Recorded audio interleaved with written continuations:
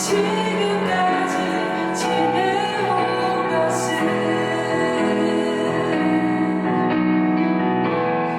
내가 지금까지 지내온 것은 주의 은혜라 주의 은혜라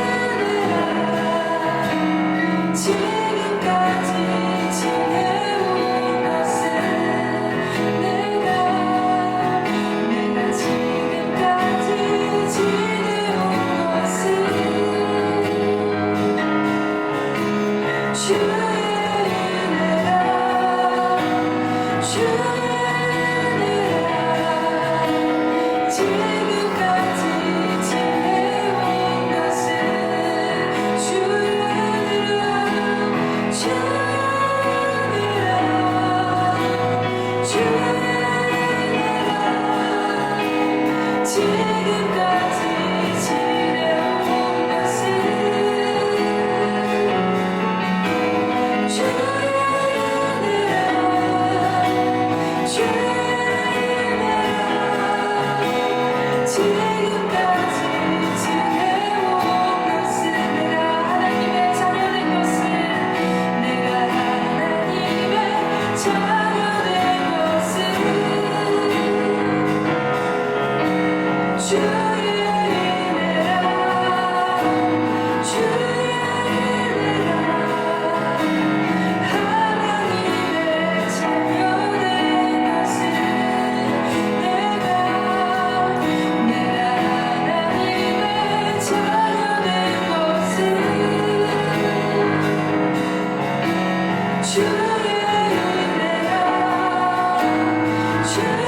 지내온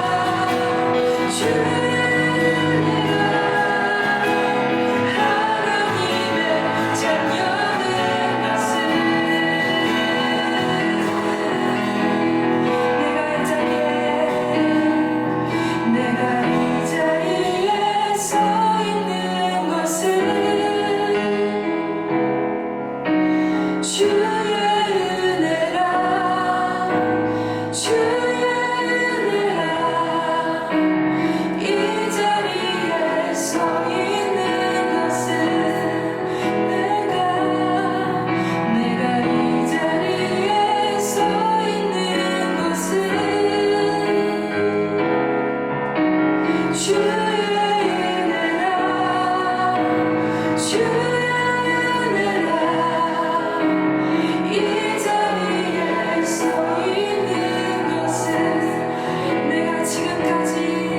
내가 지금까지 지내온 것은 주의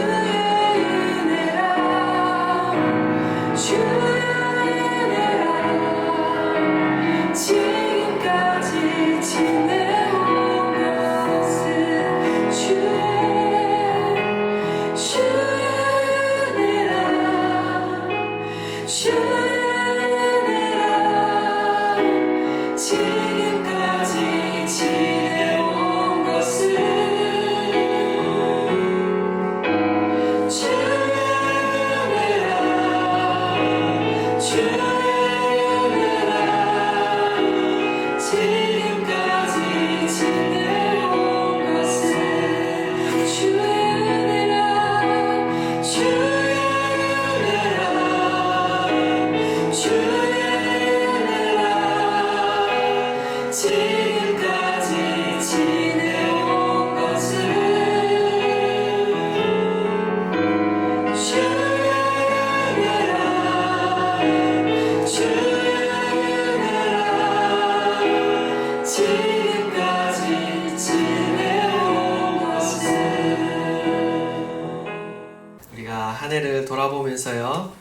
감사하며 또 주님께 찬양하는 그런 시간이 될 수 있기를 바랍니다.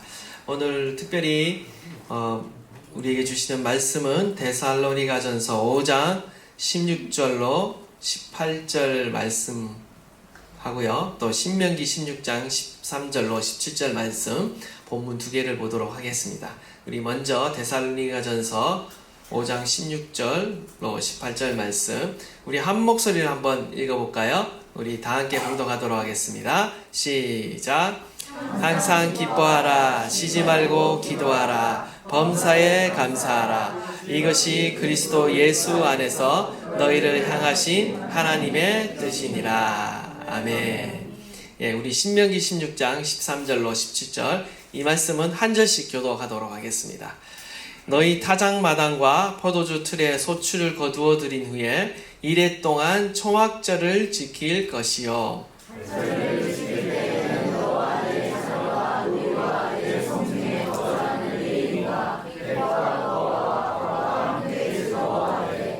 내 하나님 여호와께서 택하신 곳에서 너는 이레 동안 내 하나님 여호와 앞에서 절기를 지키고 내 하나님 여호와께서 내 모든 소출과 내 손으로 행한 모든 일에 복 주실 것이니 너는 온전히 즐거워할지니라.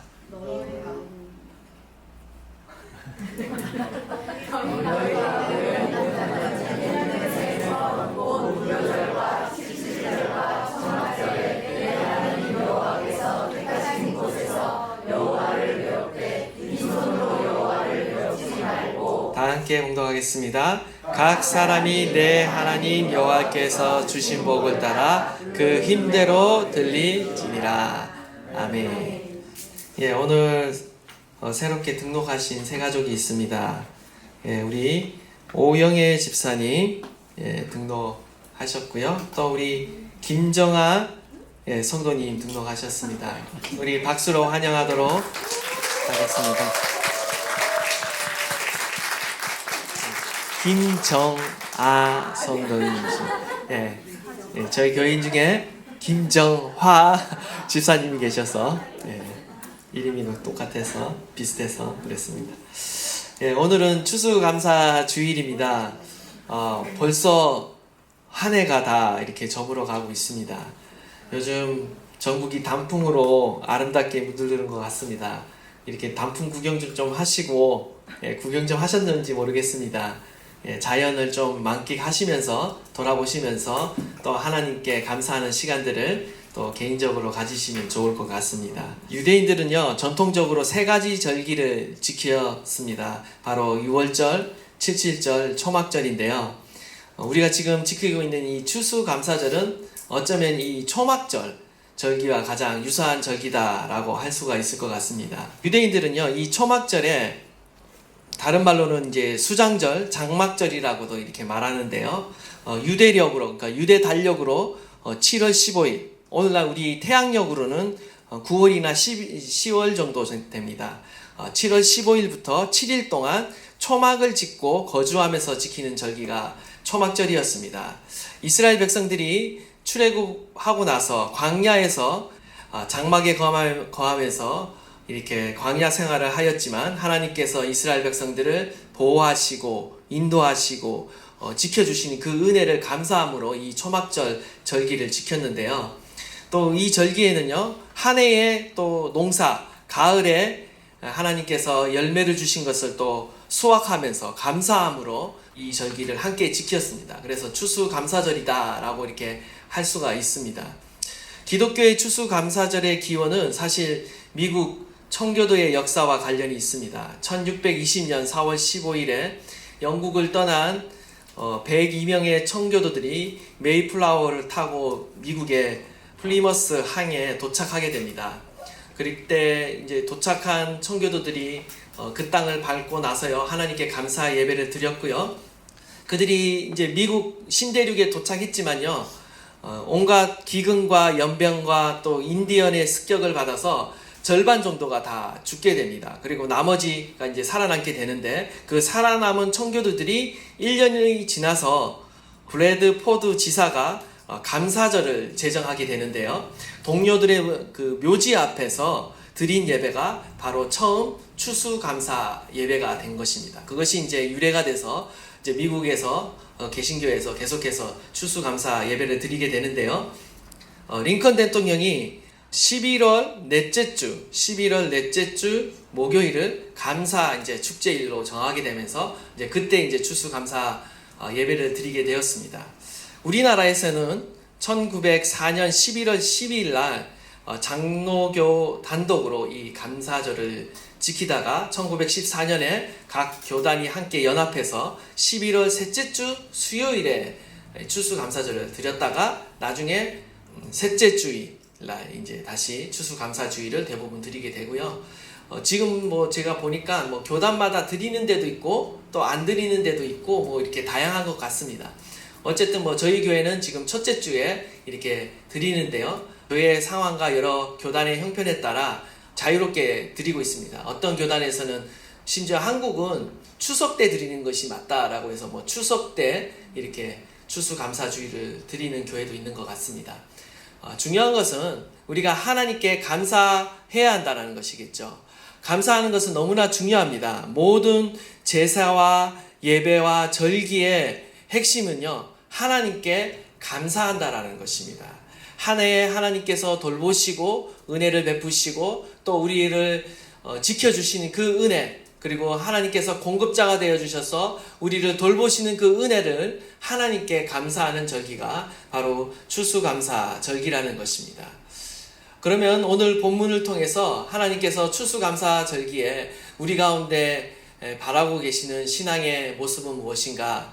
오늘 본문 말씀을 통해서 추수감사주일의 의미를 살펴보도록 하겠습니다. 먼저 우리 14절, 15절 말씀인데요. 우리 다 함께 한번 봉독하도록 하겠습니다. 시작! 절기를 지킬 때에 너와 내 자녀와 노비와 내 성중에 거주하는 레위인과 객과 고아와 가부가 함께 즐거워하되 내 하나님 여호와께서 택하신 곳에서 너는 이래 동안 내 하나님 여호와 앞에서 절기를 지키고 내 하나님 여호와께서 내 모든 소출과 내 손으로 행한 모든 일에 복 주실 것이니 너는 온전히 즐거워할지니라. 아멘. 초막절 절기, 추수감사 절기는요, 함께 즐거워하는 절기입니다.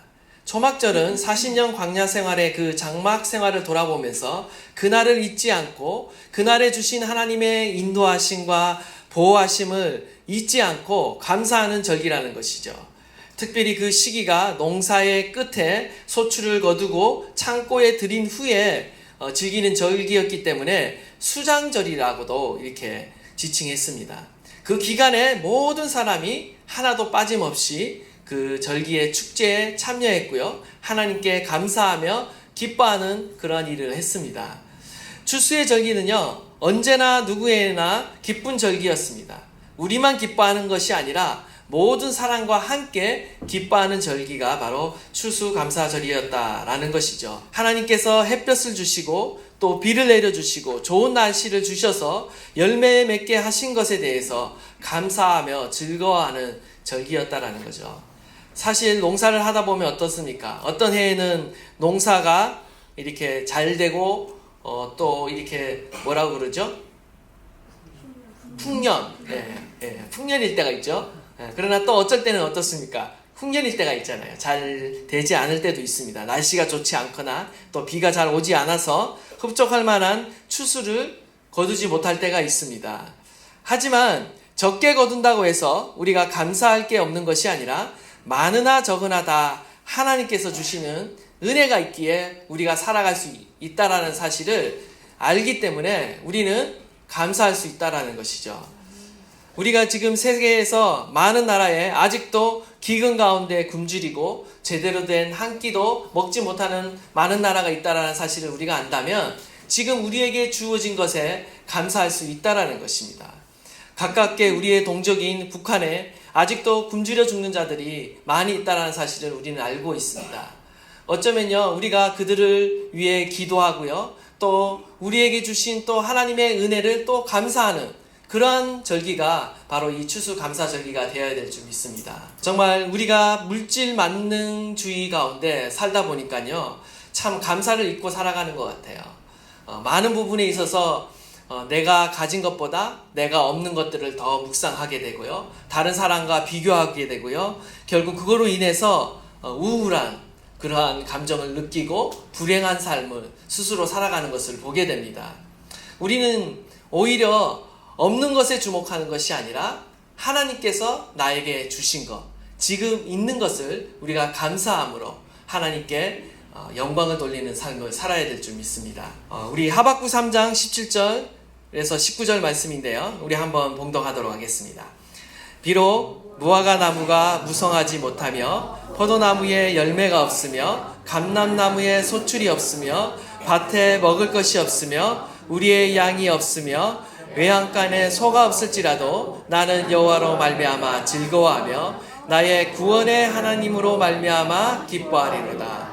주 여호와는 나의 힘이시라. 나의 발을 사슴과 같게 하사 나를 나의 높은 곳으로 다니게 하시리로다. 이 노래는 지휘하는 사람을 위하여 내 수금에 맞춘 것이니라. 아멘. 지금 하박국 선지자를 한번 보십시오. 지금 하나님의 심판 가운데 온갖 환난과 어려움으로 인해서 물질적인 빈곤과 지금 궁핍을 경험하고 있습니다. 무화과 나무가 무성하지 못하고요. 포도나무에 열매가 없습니다. 감람나무에 소출이 없어요. 무슨 말입니까? 지금 이 무화과 나무, 포도나무, 감람나무는요, 팔레스타인 지역에서 가장 중요한 과실입니다. 그리고 흔한 과실이에요. 근데 이 나무에 열매가 없다라는 것은 지금 경제적으로 굉장히 절망적인 상황이라는 거죠. 한마디로 먹고 마실 것이 없다라는 겁니다. 뿐만 아니라 어떻습니까? 우리의 양이 없고 외양간에 소가 없다라고 말합니다. 이스라엘 백성들에게 있어서요, 주 산업이 무엇입니까? 바로 유목, 축산업이라는 거죠. 근데 지금 소와 양이 없다라는 것은 경제적으로 정상적인 그런 활동이 불가능하다, 경제 불황이다라는 것입니다.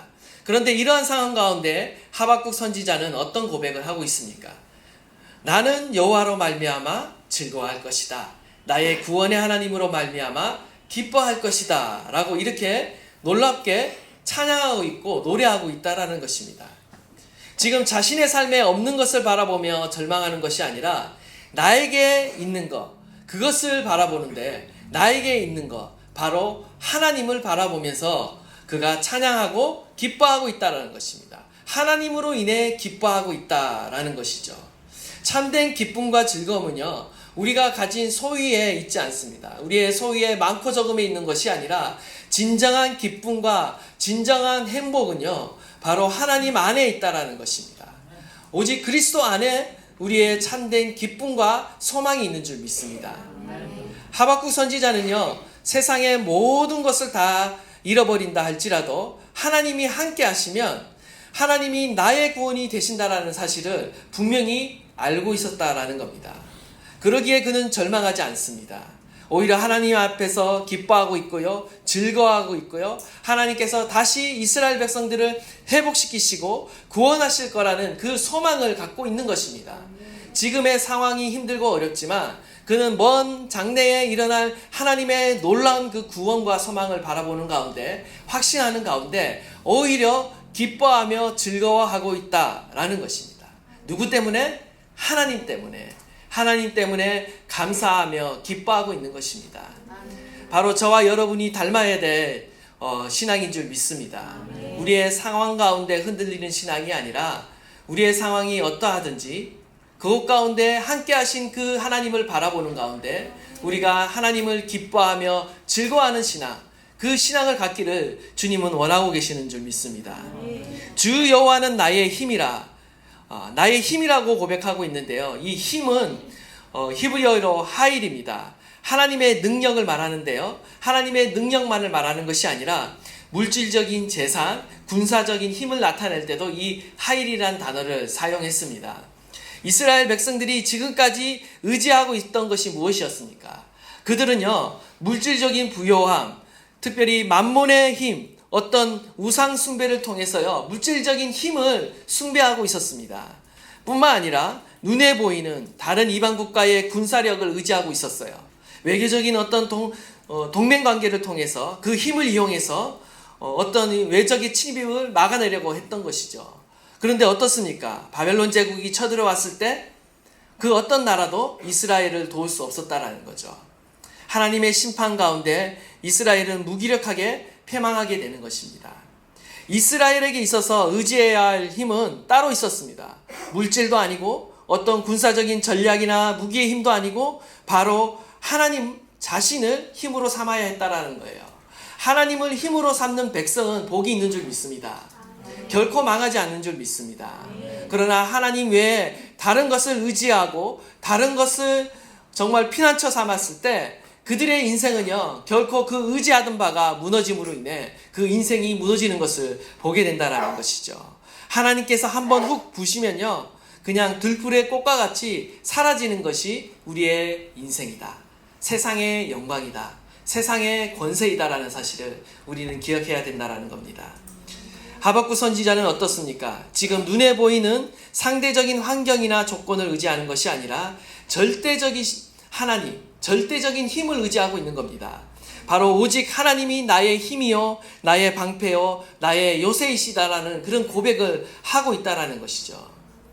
다윗도 이와 비슷한 고백을 합니다.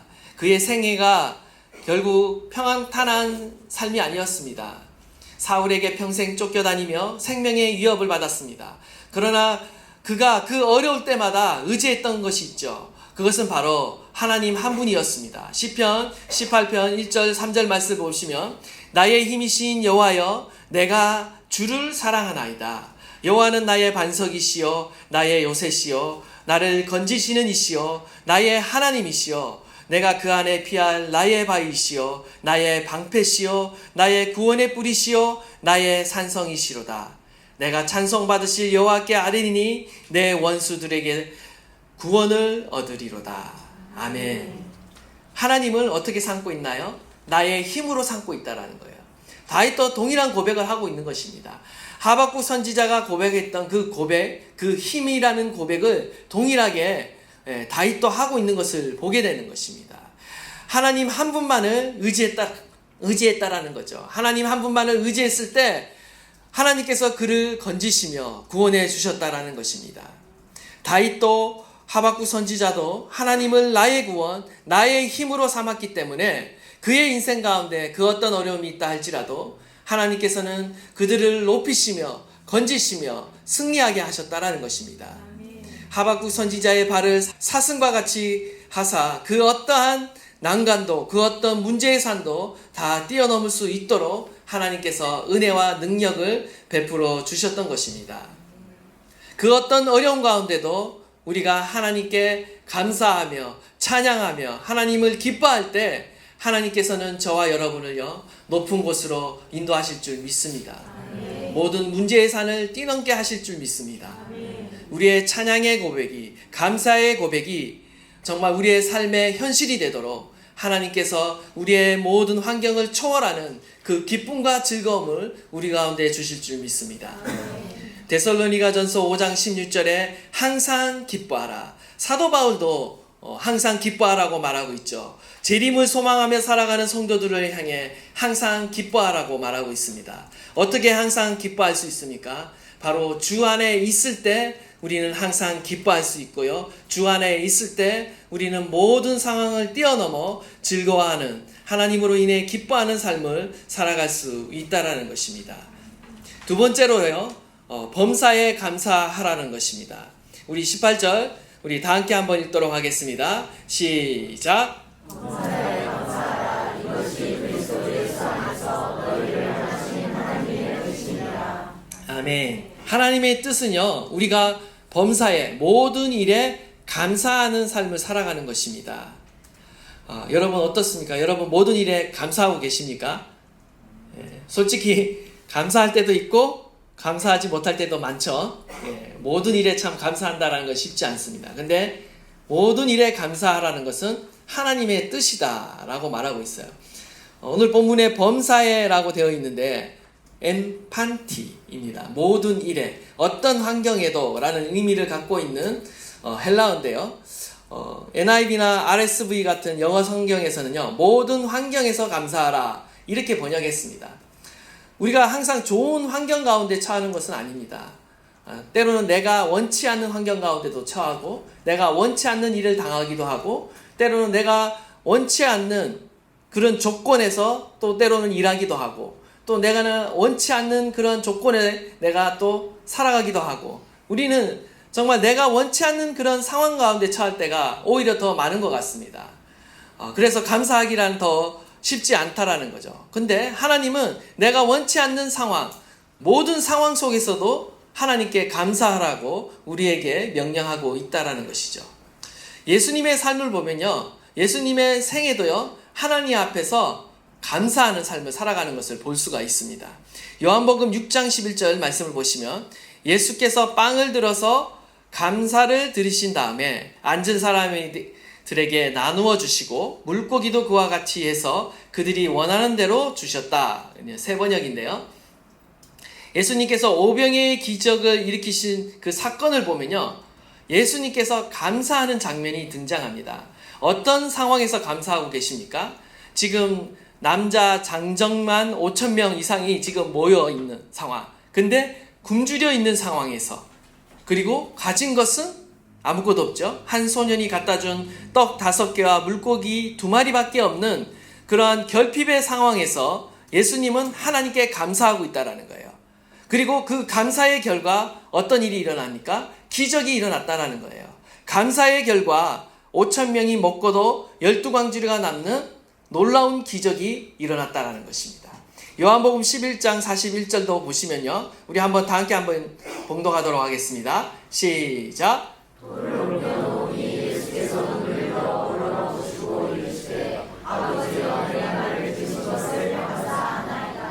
아멘. 지금 어떻게 하고 있습니까? 죽은 나사로를 살리시는 사건인데 지금 나사로의 가족은요, 슬픔과 절망 속에 있습니다. 뿐만 아니라 예수님도 사랑하던 자였기 때문에 지금 예수님도 슬퍼하시죠. 나사로의 무덤 앞에서 사랑하는 이의 그 죽음 앞에서 예수님이 눈물을 흘리시는데요. 그런데 예수님은요, 눈물을 흘리시는 것에 그치지 않고요, 이 절망적인 죽음의 상황 가운데, 이 슬픔의 현장 가운데 어떻게 하고 계십니까? 감사의 기도를 드리고 계신다라는 겁니다. 그리고 이어서 감사의 결과 부활의 기적이 일어나고 있다라는 것입니다. 시사하는 바가 많이 있습니다. 우리가 어떠한 상황 속에서도 감사를 고백해야 되는 이유는요, 우리가 감사를 고백할 때 하나님이 일하신다라는 거예요. 하나님의 역사가 일어난다라는 거죠. 감사는요, 믿음의 언어입니다. 감사는요, 이미 이루어지지 않는 상황 가운데, 때로는 내가 원치 않는 상황 가운데 하나님을 바라보며 감사의 그냥 고백을 하는 거거든요. 믿음으로 고백하는 거거든요. 근데 그 믿음의 고백을 하나님이 들으시고 우리 가운데 감사가 더욱 넘치게 하신다라는 것이죠. 마가복음 14장 22절로 23절 말씀을 보면 그들이 먹을 때 예수께서 떡을 가지사 축복하시고 떼어 제자들에게 주시며 이르시되 받으라, 이것은 내 몸이니라 하시고 또 잔을 가지고 감사 기도를 하시고 그들에게 주시니 다 이를 마셨다라고 말하고 있습니다. 예수님이 언제 감사하고 계십니까? 자신의 십자가의 죽음을 앞두고 감사하고 있습니다. 어느 누가 자기가 시련을 받을 걸 알고 고난을 받을 걸 알고 어려운 상황 가운데 처할 걸 알고 죽을 걸 아는 그 상황 가운데 감사할 수 있겠습니까? 근데 예수님은 그러한 상황을 앞두고 감사하고 계신다는 거죠. 자신의 몸을 내어주고 자신의 피를 내어주어 정말 십자가에서 찢기고 죽음을 경험해야 되는, 그 십자가의 고난을 경험해야 되는 그 상황을 앞두고 하나님께 감사하고 있다는 것입니다. 자신의 죽음을 통해 수많은 인류가 구원받을 것을 내다보며 감사하고 있다는 것이죠. 진정한 감사는요, 바로 고난 가운데 하는 감사인 것입니다. 시련 가운데 하는 감사인 것입니다. 시험 가운데 하는 감사라는 거죠. 우리가 모든 일이 잘 되고 형통할 때 감사하는 것 쉽습니다. 그러나 우리가 힘들고 어려울 때, 정말 제대로 일이 풀리지 않을 때, 그 가운데 하는 감사는요, 진정한 감사인 것이죠. 정말 믿음의 고백인 것입니다. 하나님은 이것을 기뻐 받으시고요, 하나님께서는 이것을 흠양하시는 줄 믿습니다.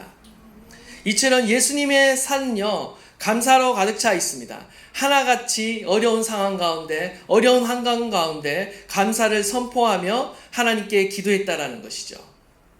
스펄전 목사님이 감사에 대한 아주 간단하지만 강력한 교훈을 한 적이 있습니다. 한번 띄워주시겠습니까? 예. 촛불을 보고 감사하는 사람에게 하나님은 정등불을 주시고, 정등불을 보고 감사하는 사람에게는 달빛을 주시고, 달빛을 보고 감사하는 자에게는 햇빛을 주시고, 햇빛을 보고 감사하는 사람에게는 태양이 필요 없는 광명한 천국의 빛을 주신다 라고 말하면서 하나님께 감사하는 그런 내용의 시입니다. 감사는요, 우리로 하여금 더 큰 하나님의 복을 받게 하는 능력인 줄 믿습니다. 감사는요, 또한 사단의 시험을 이기게 하고 우리의 삶을 얽어매고 있는 흉악의 결박을 끊어버리는 능력이 바로 감사 가운데 있다라는 것입니다. 다니엘 6장 10절을 보면 다니엘이 왕의 조서, 왕 외에는 그 누구에게도 절하지도 말고 기도하지도 말라.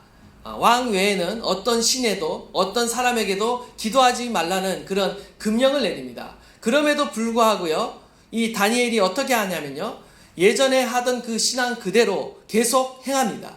계속 자신의 집 윗방에 올라가서요, 창문을 열고 전에 하던 대로 하루 3번씩 계속 무릎을 꿇고 기도하는데, 그때 어떤 기도를 하냐면요, 하나님께 감사하더라. 감사 기도를 했다라는 거죠. 얼마나 놀랍습니까? 다니엘도 지금 이방 나라, 이방 제국 가운데 끌려와 있고 지금 나라가 어수선합니다. 바벨론이 망하고 지금 메대 임시 제국이죠. 메대 왕국의 다리오 왕이 지금 통치하고 있습니다. 이제 새롭게 통치하니까 어떻게 했어요? 어떤 이 나라를 기강을 잡고 있고 자기 권위를 내세우기 위해서 자신을 우상화하는 거죠. 그리고 자신에게 기도하고 절하라는 거예요. 근데 다니엘은 자신의 믿음과 신앙을 지키기 위해 어떻게 합니까? 왕에게 기도하는 것이 아니라 예전에 하던 대로 여호와 하나님 한 분만을 섬기며 예배하며 기도하는 것이죠.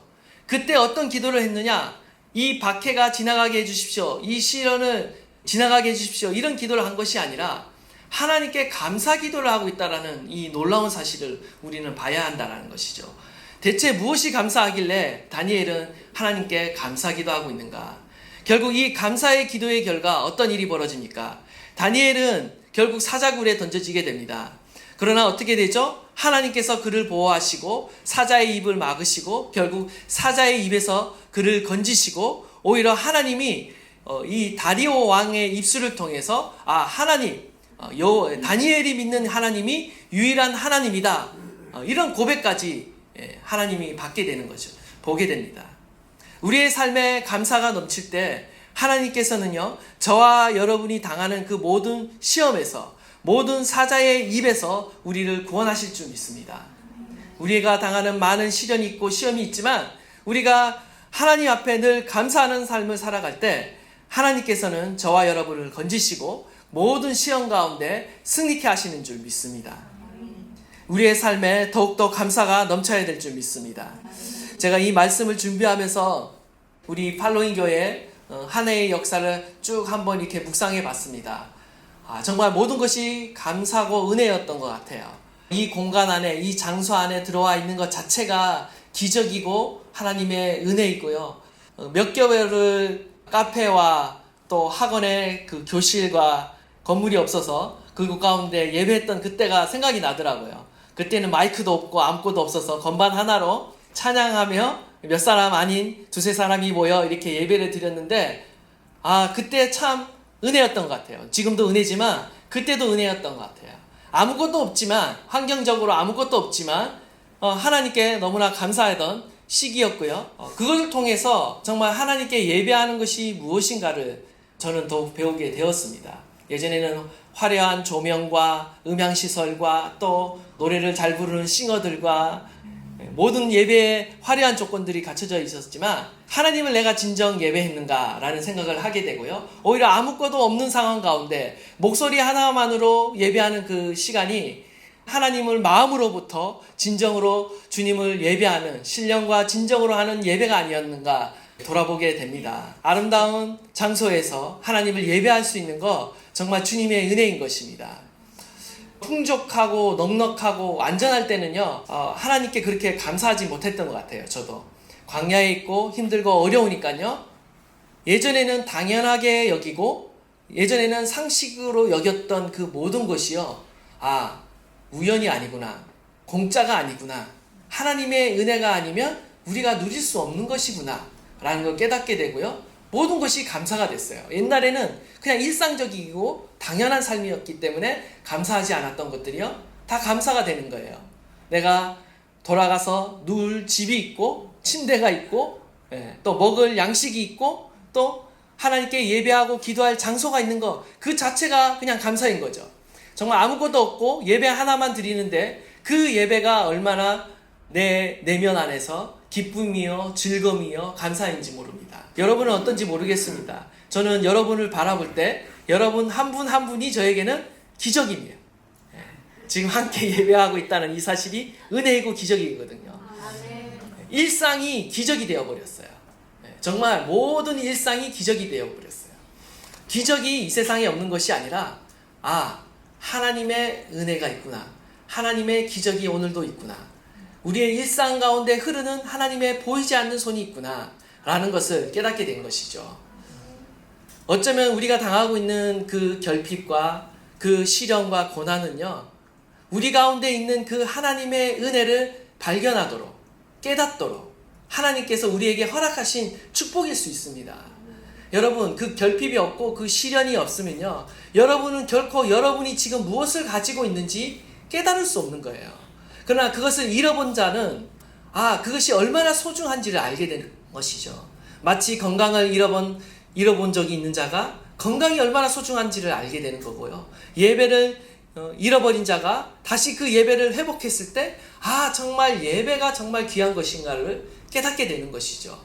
우리는 너무 많이 가져서 어쩌면 우리는 감사하지 못하는지 모릅니다. 우리가 많은 것을 잃었다 할지라도요, 우리는 하나님으로 인해 감사할 수 있고 찬양할 수 있는 것입니다. 이 은혜가 저와 여러분 가운데 있는 줄 믿습니다. 예전의 삶을 돌아보시고 한 해를 돌아보시면서요, 감사할 수 있기를 간절히 바랍니다. 얼마나 인간이 간사합니까? 내가 잃어버리지 않을 때, 풍족할 때, 안전할 때는요, 우리가 뭐 이거야 당연한 것이지라고 생각하고 감사하지 않는데, 결국 잃어버리고 손해보고 광야 가운데 처할 때 그제서야 그 하나님의 은혜를 우리가 깨닫게 된다는 것이죠. 저와 여러분은요, 감사할 수 있을 때 감사할 수 있기를 간절히 바랍니다. 우리의 모든 일상이 하나님의 은혜이고 기적인 줄 믿습니다. 최고의 감사는 결국 모든 일에 감사, 범사에 감사하는 것입니다. 가난해도 감사하고, 부유해도 더욱 감사하고, 건강해도 감사하고, 때론 아프고 연약해도 감사하고, 내게 능력 주시는 자 안에서 우리는 모든 것을 감사할 줄 아는 하나님의 은혜를 깨달은 자가 될 수 있기를 간절히 바랍니다. 우리가 감사할 때 두 가지의 표현이 나타납니다. 오늘 본문 가운데 14절 말씀을 보시면, 절기를 지킬 때 너와 내 자녀와 노비와 내 성중에 거주하는 레위인과 객과 고아와 가부가 함께 즐거워하다 라는 이런 표현이 나와 있습니다. 우리가 감사를 표현하는 두 가지 행동이 있는데, 하나는 나누는 것이고요, 또 하나는 드리는 것입니다. 지금 하나님께서는요, 우리가 감사를 하나님께만 드리는 것이 아니라 소외된 이웃과도 함께 나누라고 말씀하고 있죠. 레위인과 객과 고아와 가부와 함께 즐거워하라. 우리 이웃과 함께 나누라는 것이죠. 우리의 몸된 지체와 함께 나누고, 우리는 또 불쌍한 이웃과도 함께 나누는 그런 삶을 살아야 될 줄 믿습니다. 그리스도 안에서 복음을 나누고 선행을 나누고 물질을 나누는 삶이야말로 하나님이 기뻐하시는 제사인 줄 믿습니다. 또 하나는요, 하나님께 또 드리는 것이죠. 우리 16절과 17절 말씀을 보면요, 감사절은 하나님께 드리는 절기입니다. 구약의 모든 절기는요, 모든 남자가 나와서 매년 6월절, 7절, 초막절에 하나님 앞에 나오게 되어 있는데, 그때 빈손으로 나오지 말라라고 명령하셨습니다. 유대인의 남자는 20세가 되면요, 예루살렘 성전에 올라가 절기를 지킵니다. 이때 하나님께 반드시 예물을 드리라고 말씀하고 있는 것이죠. 그때 그 힘대로 드리라고 말하고 있는데, 이 히브리어로 야드입니다. 능력껏 재력껏 드리라는 것이죠. 감사의 예물은 자신의 능력껏 재력껏 드리는 것입니다. 바울이 고린도 교회에게 주신 교훈도 이와 유사한데요. 하나님은 있는 대로 받으실 터이요 없는 것을 받지 아니하시리라. 무슨 말입니까? 우리가 하나님께 정성껏 드리지만요, 우리가 가진 것 그 이상을 과도하게 드리는 것을 또한 하나님 원치 않는다라는 거예요. 각자의 삶의 형편에 맞게 정성껏 드리면 되고요, 없는 것을 억지로 드리지 말라라고 또 이렇게 말씀하고 있는 것입니다. 어쨌든 우리의 삶에 감사가 넘쳐야 될 줄 믿습니다. 나누고 베풀고 또 드리는 삶을 살아갈 때 우리 안에 더욱더 풍성한 은혜가 있는 줄 믿습니다. 마지막으로 쉬지 말고 기도하라는 것입니다. 우리가 항상 기뻐하고 범사에 감사하는 삶은 어떻게 살아갈 수 있는가? 언제 살아갈 수 있는가? 바로 쉬지 말고 기도하는 삶이 있을 때 가능하다라는 겁니다. 사도 바울도요, 수많은 고난과 역경 가운데 시험이 들고 낙심하거나 좌절할 만한 일이 너무나도 많았습니다. 그럼에도 불구하고 그가 항상 그런 상황 가운데도 불가사의한 감사와 불가사의한 기쁨이 항상 그 가운데 흘러 넘쳤고요, 다른 사람 보고도 옥중에서도 다른 사람을 권면하면서 하는 말이 항상 기뻐하라, 주 안에서 기뻐하라, 이렇게 권면하고 있어요. 자신의 몸도 자유롭지 않은데, 감옥에 갇혀 있는데 감옥 밖에 있는 성도들을 권면하면서 주 안에서 기뻐하라. 정말 놀라운 신앙이 아닐 수 없습니다. 어떻게 이것이 가능했는가? 그는 쉬지 않고 주님과 교제했다라는 것입니다. 여기 쉬지 말고라고 되어 있는데요, 아디알레이토스라는 헬라어가 사용되고 있습니다. 이 단어가 사실 그렇게 많이 사용되는 단어가 아닙니다. 사도 바울이 자신의 서신에서 딱 4회만 사용했고요, 대부분 이렇게 쉬지 않고 항상이라는 그 부사는요 다른 단어가 있습니다. 그럼에도 불구하고 이 생경한 단어를 사용하는 데는 이유가 있습니다. 이 단어의 뜻이요, 밑바닥까지 이르도록 멈추지 않는 이란 뜻을 갖고 있어요. 이 밑바닥, 시면이라는 뜻을 갖고 있거든요. 이게 세 단어의 합성어로 되어 있는데 밑바닥, 시면이라는 뜻을 갖고 있어요. 사실 이 신약에서 항상이라는 다른 단어가 있음에도 불구하고 이 단어를 사용할 때는 어떤 의도가 있는 것입니다. 사도 바울 가운데. 그것은 무엇이냐? 바로 인간은 견디기 어렵고 이해할 수 없는 극한 상황이 있다라는 거예요. 그런데 그러한 상황 가운데도 멈추지 말고 기도하라는 겁니다. 우리가 쉬지 말고 기도하라 라고 하면 우리는 이렇게 오해를 합니다. 다른 일은 다 제쳐놓고 많은 시간을 내어서 기도하라, 많이 기도하라, 이런 식으로 우리가 오해하는데요, 이 뜻은요 어떤 뜻이냐면요, 도무지 기뻐할 수도 없고 도저히 용서할 수도 없고 그리고 낙심만이 밀려오는 그 상황 속에서도 기도를 멈추지 말라는 이야기입니다. 우리의 가운데 얼마나 낙심되는 일이 많습니까? 그죠? 기뻐할 수도 없고 때로는 관계 가운데 어려워서 기도할 수 없고 때로는 상황 가운데 어려워서 절망해서 낙심해서 기도할 수 없고, 우리는 기도할 수 없는 수많은 이유가 있는데 지금 그 가운데 그 절망의 신형 가운데 들어가지 말고 계속해서 쉬지 말고 멈추지 말고 기도하라고 우리에게 권면하고 있는 것입니다. 이러한 기도가 우리 가운데 있을 때에 우리는 하나님께 항상 기뻐하며 즐거워하며 또 하나님께 감사하는 삶을 살아갈 수 있다는 것입니다. 원하기는 저와 여러분의 삶이 이러한 삶이기를 간절히 축원드립니다. 우리의 낙심되는 모든 상황 가운데도 하나님과의 교제를 잃어버리지 마십시오. 하나님께 기도하시고 또 하나님께 감사하시고 하나님을 기뻐하심으로 말미암아 그 모든 난간을 뛰어넘어 우리의 삶에 감사가 차고 넘치고 하나님의 은혜가 차고 넘치는 그러한 삶으로 저와 여러분이 나아가기를 간절히 축원드립니다.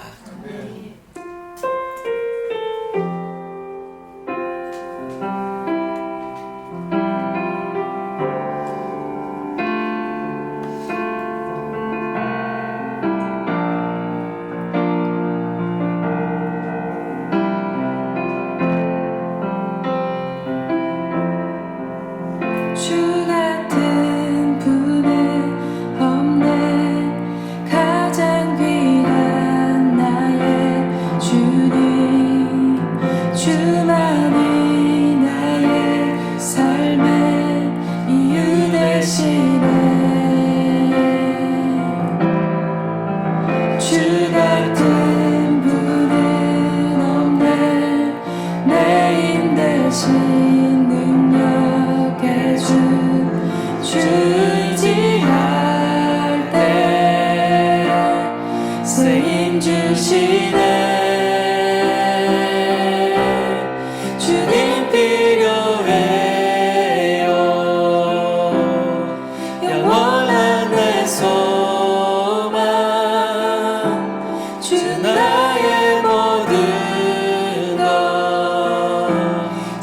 생명 되시네. 주님만 높이리.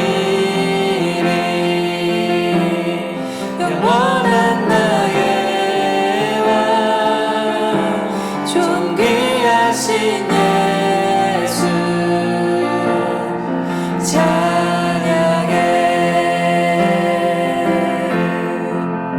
주 같은 분은 없네. 가장 귀한 나의 주님. 주만이 나의 삶의 이유 되시네. 주 같은 분은 없네. 내 힘 대신 능력의 주 주지할 때 새 힘 주시네. 주님 필요해요. 영원한 내 소망 주 나의 모든 것 생명 되시네. 주님만 높이리. 영원한 나의 왕 존귀하신 예수 찬양해.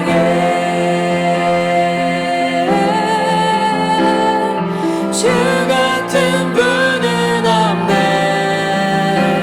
영원한 생명 주신 주.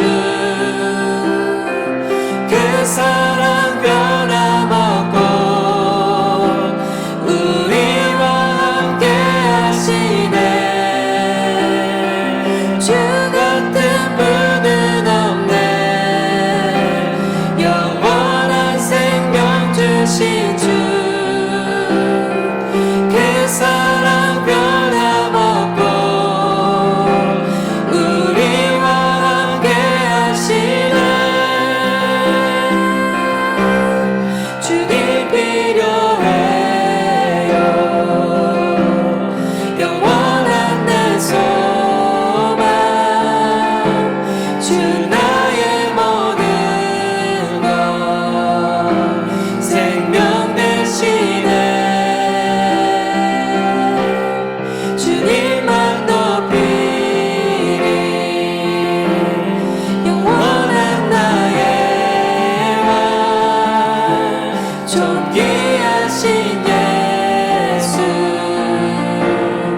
찬양해. 주님 필요해요.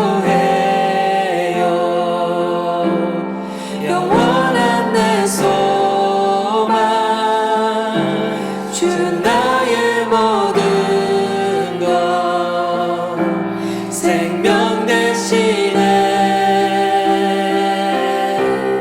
주님만 높이리. 영원한 나의 왕 존귀하신 예수 찬양해.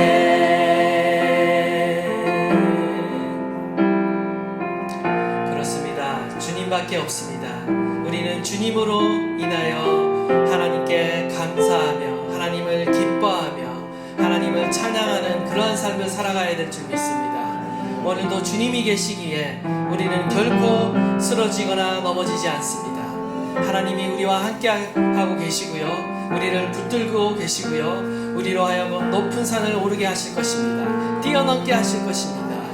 하나님께서 우리로 하여금 그 모든 시련과 어려움을 뛰어넘게 하시고 우리의 삶에 놀라운 은혜와 축복을 허락해 주시는 줄 믿습니다. 시련은 광야는 우리에게 오히려 축복입니다. 이러한 하나님의 손길을 경험하는 자리이고 하나님의 은혜를 경험하는 자리이고 하나님의 놀라운 섭리를 경험하는 자리인 줄 믿습니다. 하나님께서 저와 여러분을 사랑하시며 저와 여러분 가운데 큰 은혜를 베푸시는 줄 믿습니다. 오늘도 감사하며 기뻐하며 하나님 앞에 기도하는 그 그 자들에게 하나님의 놀라운 은혜가 임하는 줄 믿습니다. 하나님, 이 은혜를 우리가 허락하여 주십시오. 날마다 감사가 넘치는 삶이 되게 하여 주십시오. 날마다 하나님의 은혜로 인해 놀라운 기적이 일어나는 삶을 살게 하여 주십시오. 우리 다 함께 주여 부르짖고 통성으로 기도하도록 하겠습니다. 주여. 하나님 아버지, 그렇습니다. 우리의 삶이 주님 앞에 있습니다. 주님의 손 안에 있습니다. 주님의 그 손길 안에 있습니다. 하나님, 우리가 날마다 모든 상황 가운데, 어떤 시련 가운데, 어떤 어려움 가운데도 하나님께 감사하게 하시고 하나님께 찬양하게 하시고 하나님을 기뻐하게 하시며 하나님 주로 인하여 우리가 만족하게 하여 주십시오. 오늘도 주님 때문에 우리가 감사합니다. 오늘도 주님 때문에 우리가 기뻐합니다. 오늘도 주님 때문에 우리가 날마다 찬양하며 경배합니다. 하나님, 우리의 삶에 없는 것보다 하나님 있는 것이 더 많음으로 인해